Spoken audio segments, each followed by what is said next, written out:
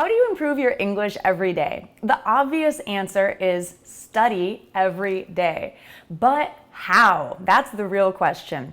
When I work with my students in the Fluent Communication course here at Go Natural English, I suggest having a focused study session of just 15 minutes each day, and that can help you improve a lot. But it's not enough to just think about becoming fluent in English. You have to know how to study to really make a difference and use those 15 minutes a day effectively. So let me give you some pointers to help you make the most of your time in your busy week. First of all, I like to use Google Calendar to actually create a meeting with myself for study time. So for example, I want to improve my Japanese this year. So I will set a meeting with myself for 15 minutes, maybe 30 minutes each time I decide I want to study Japanese. So maybe it's in the mornings for you, maybe it's at lunchtime, maybe in the evenings. You get to decide. The important part is making an appointment because that makes it a priority for you. It makes it harder to forget or avoid. It's like any other important appointment, going to the doctor's or a business meeting. You have to make it a priority for yourself. So schedule that time in your planner. Second, make use of all the helpful resources at your fingertips. Seriously, we've never had a better time to learn a language. There are so many YouTube channels to learn English, like Go Natural English, podcasts if you prefer to listen while you do other things. Go Natural English is also a podcast, and so many websites as well with free English learning tips like gonaturalenglish.com.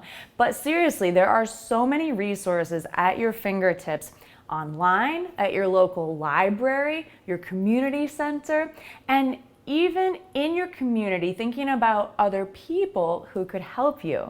Now, the most important strategy, and my favorite one that I use with my students in my Fluent Communication course, is called the +1 hypothesis, or also known as the input hypothesis. Now, I didn't come up with this, I didn't invent it, but I studied it in graduate school when I was getting my master's degree in teaching English as a second language. It was thought of by Stephen Krashen in the 1970s.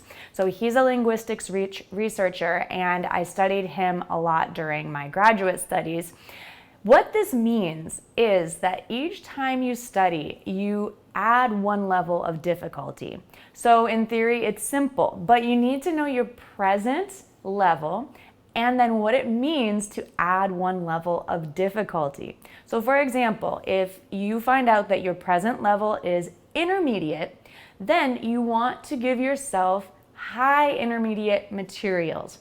So for example, if you're reading an intermediate level Voice of America news article, now this is a website that you can look up, voiceofamerica.com, maybe in your next study session, you could try an authentic English article from the New York Times.com or BBC.com.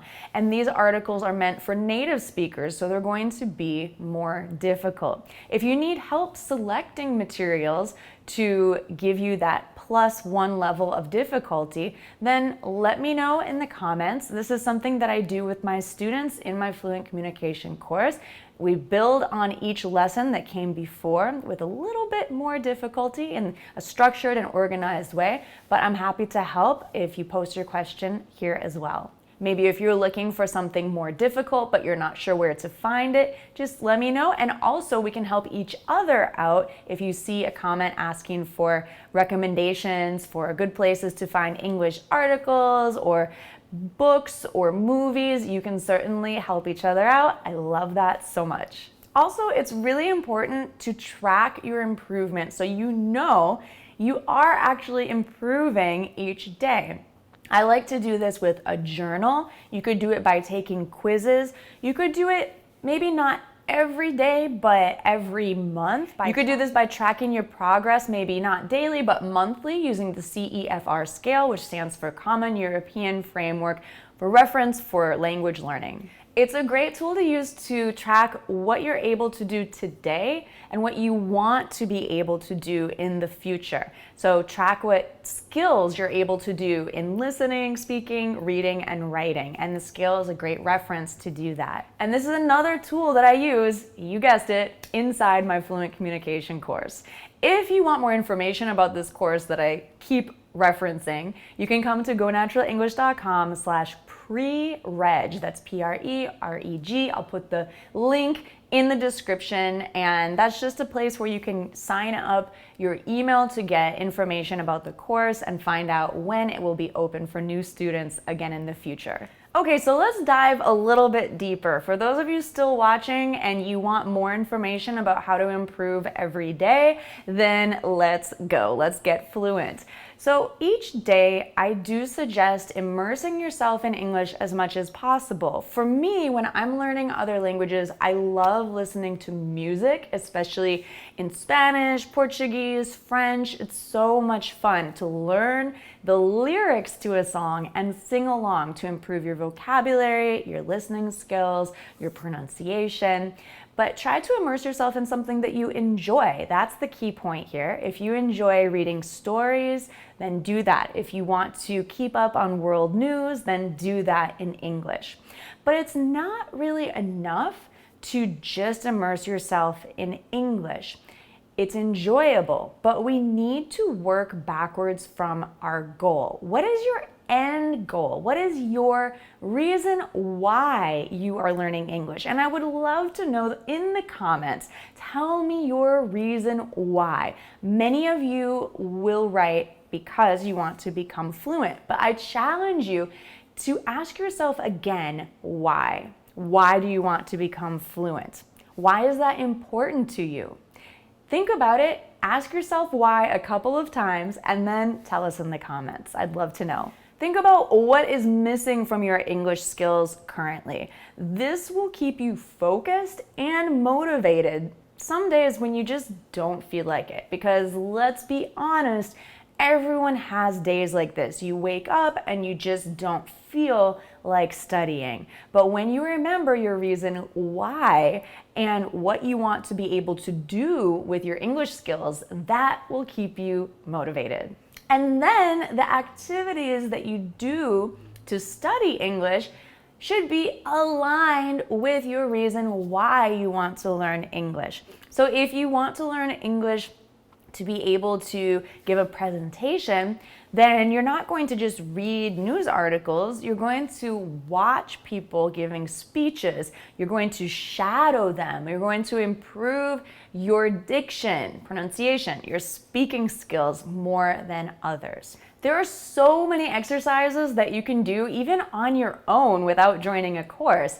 And I've made other videos about techniques for learning English that I can link to in the description, so you can check those out. You can also do a search at gonaturalelenglish.com on strategies, methods to improve your fluency. But try to make English a part of your day and an enjoyable part of your day, because think about it this way. What do you learn faster? Something that you enjoy or something that feels like a chore? And I know that learning English can sometimes feel like a chore. Maybe you were forced to study it in school and it didn't go so well, but now you're an adult and you have control over the way that you study things, over what you study, over why you study. So again, think about that reason why. Think about what you enjoy, the ways that you enjoy learning. Maybe you enjoy reading. Maybe you enjoy dancing, listening to music like me. Okay, I learn a lot of Spanish from dancing salsa. Now, that might sound crazy, but it's because I learn all of the lyrics of the songs that I enjoy dancing to. So is there an activity that you can do in English that you enjoy? So the last thing that's important for improving your English is to simply believe that you can. But it's not so simple, because everyone has negative thoughts running through their mind, like, I'll never be fluent in English, or everyone else learns faster than I do. But these thoughts are not true. So try stopping yourself when you have these thoughts and replacing them with positive ones. Like, I am learning a little more each day. I'm becoming more and more fluent every week. I'm able to learn English 100%. I can do this. So come along with me and Go Natural English if you'd like to learn more about English fluency and how you can do it in an enjoyable way and improve a little bit each day. Make sure to subscribe, make sure to come on over to gonaturaleNglish.com and check out all of the free English tips over there. Thank you so much for watching, and I'll see you again next time. Bye for now.